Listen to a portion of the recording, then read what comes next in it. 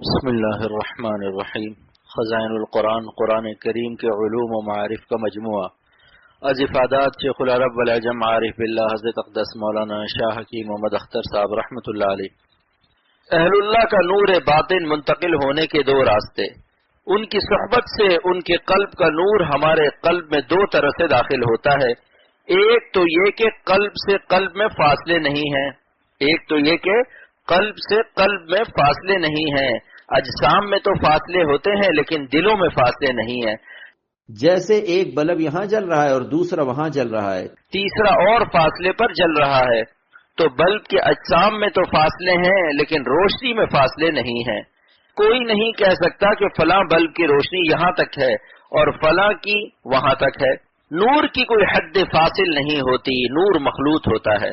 پس جب ہم اللہ والے کے پاس بیٹھیں گے تو اس مجلس میں اس اللہ والے کا نور اور طالبین کا نور سب کی روشنیاں آپس میں مل جائیں گی اور نور میں اضافہ ہو جائے گا، اور قوی النور شیخ کے نور سے مل کر ضعیف النور طالبین کا نور بھی قوی ہو جائے گا. اور نور منتقل ہونے کا دوسرا راستہ یہ ہے کہ اللہ والے جب اپنے ارشادات سے اللہ کا راستہ بتاتے ہیں تو کیا ہوتا ہے. اس کو مولانا رومی رحمۃ اللہ علیہ فرماتے ہیں، شیخ نورانی زرہ آگاہ کند، شیخ نورانی زرہ آگاہ کند، نور را بلفظہا ہمراہ کند، نور را بلفظہا ہمراہ کند. اللہ والے صاحب نور اللہ کا راستہ بھی بتاتے ہیں اور اپنے نور باطن کو اپنے لفظوں کے کیپسول میں رکھ کر طالبین کے کانوں کے قیف سے ان کے دلوں میں پہنچا دیتے ہیں. یہ نور متعدی نور قلب کے متعدی ہونے کا ذریعہ ہے. لہذا اپنے قالب کو ان کی مجلس میں لے جاؤ، ان کے پاس بیٹھو اور ان کی باتیں سنو. اور عورتوں کے لیے اہل اللہ کی صحبت ان کا واعظ سننا ہے. وہ کان کے ذریعے سے صاحب نسبت اور ولی اللہ ہو جائیں گی. کانوں سے سنتی رہیں یا ان کے کیسٹ سنتی رہیں، اور کیسٹ دستیاب نہ ہو تو اللہ والوں کی کتابیں پڑھیں. لیکن واعظ سننے کا فائدہ زیادہ ہے کتاب سے، کیونکہ واعظ میں ان کا درد دل براہ راست شامل ہوتا ہے. لہذا جہاں واعظ ہو رہا ہو پہنچ جاؤ، بشرطے کہ پردے کا انتظام ہو. جس پیر کے یہاں دیکھو کہ عورتیں اور مرد مخلوط بیٹھے ہیں تو سمجھ لو یہ پیر نہیں ہے، پیر ہے. وہاں سے اپنے پیر جلدی سے اٹھا لو اور ادھر کا رخ بھی نہ کرو، کیونکہ یہ اللہ والا نہیں ہے، شیطان ہے. شاہ صاحب نہیں ہے، سیاہ صاحب ہے، اور اس کی خانقاہ نہیں ہے، خواہ مخواہ ہے. اہل اللہ سے شدید تعلق و محبت اور اس کی مثال، وہ راتوں میں اپنے پاس کے بیٹھنے والوں کے لیے اور اپنے صحبت یافتہ لوگوں کے لیے دعائیں کرتے ہیں کہ اے خدا جو بھی خانقاہ میں آئے محروم نہ جائے. ان کی آہ کو اللہ تعالیٰ رد نہیں کرتا. دیکھیے ایک بچہ کسی کے ابا سے لڈو مانگ رہا ہے، ابا اس کو لڈو نہیں دیتا کہ میرا بیٹا تھوڑی ہے، لیکن اتنے میں اس کا بچہ آتا ہے اور کہتا ہے کہ ابو یہ میرا کلاس فیلو ہے، میں اس کے ساتھ کھیلتا ہوں اور اسی کے ساتھ پڑھتا ہوں، یہ میرا جگری دوست ہے. جب جگری دوست کہتا ہے تو ابا کا جگر ہل جاتا ہے کہ میرے بیٹے کا جگری دوست ہے، اور فوراً اس کو بھی لڈو دے دیتا ہے. تو اللہ والوں سے جگری دوستی کرو، معمولی دوستی سے کام نہیں بنے گا. اتنی دوستی کرو کہ وہ آپ کو دوست کہہ سکے اور اللہ سے بھی کہہ سکے یا اللہ یہ میرا دوست ہے.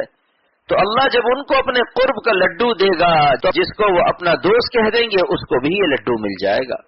بتاؤ اس سے زیادہ واضح مثال اور کیا ہوگی. علامہ ابن حجر اسقلانی رحمۃ اللہ علیہ شرح بخاری میں لکھتے ہیں کہ ان جلیسہم یندرج معہم فی جمیع ما یتفضل اللہ بہ علیہم. اللہ تعالیٰ اپنے اولیاء کے دوستوں کو اپنے اولیاء کے رجسٹر میں درج کرتے ہیں اور ان پر وہ تمام افضال و مہربانیاں فرماتے ہیں جو اپنے اولیاء پر فرماتے ہیں. اور اس کی وجہ کیا ہے؟ اکرام لہم، بوجہ اپنے دوستوں کے اکرام کے. جیسا کہ مشاہدہ ہے کہ آپ کا کوئی پیارا دوست آتا ہے تو آپ اس کے ساتھیوں کی بھی وہی خاطر مدارات کرتے ہیں جو اپنے اس خاص دوست کی کرتے ہیں. لہذا اللہ والوں کے ساتھ رہ پڑو اور اتنا ساتھ رہو کہ دنیا بھی سمجھے کہ یہ فلاں کے ساتھی ہیں. چنانچہ حضرت عبداللہ ابن مسعود رضی اللہ عنہ جا رہے تھے کہ ایک تابعی نے پوچھا یہ کون ہے؟ لوگوں نے کہا ھذا صاحب رسول اللہ، یہ رسول اللہ صلی اللہ علیہ وسلم کے ساتھی ہے. صحابی کے اس واقعے سے اختر یہ دلیل پیش کرتا ہے کہ اپنے شیخ کے ساتھ اتنا رہو کہ دنیا کی زبان پر قیامت تک یہ جاری ہو جائے کہ یہ فلاں کے ساتھ تھے. جو جتنا زیادہ ساتھ رہتا ہے اتنا ہی گہرا دوست ہوتا ہے، اور اگر دوستی کمزور ہو مثل نہ ہونے کے ہو تو وہ کیسے کہے گا کہ میرا دوست ہے؟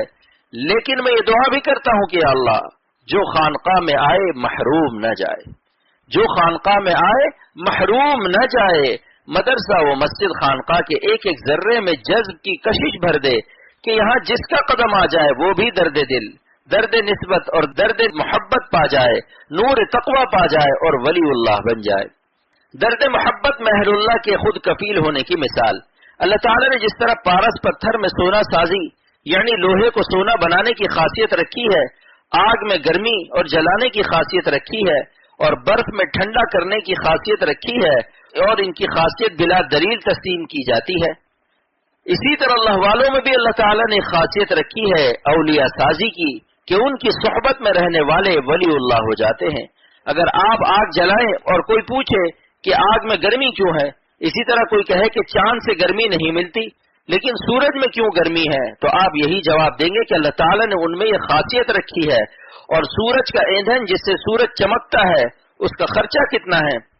سائنسدانوں کی تحقیق ہے کہ سارے عالم میں جتنا ایندھن خرچ ہوتا ہے سورج میں آگ کا ایندھن 1 گھنٹے میں اس سے زیادہ خرچ ہوتا ہے، لیکن یہ ایندھن سورج کہاں سے پاتا ہے؟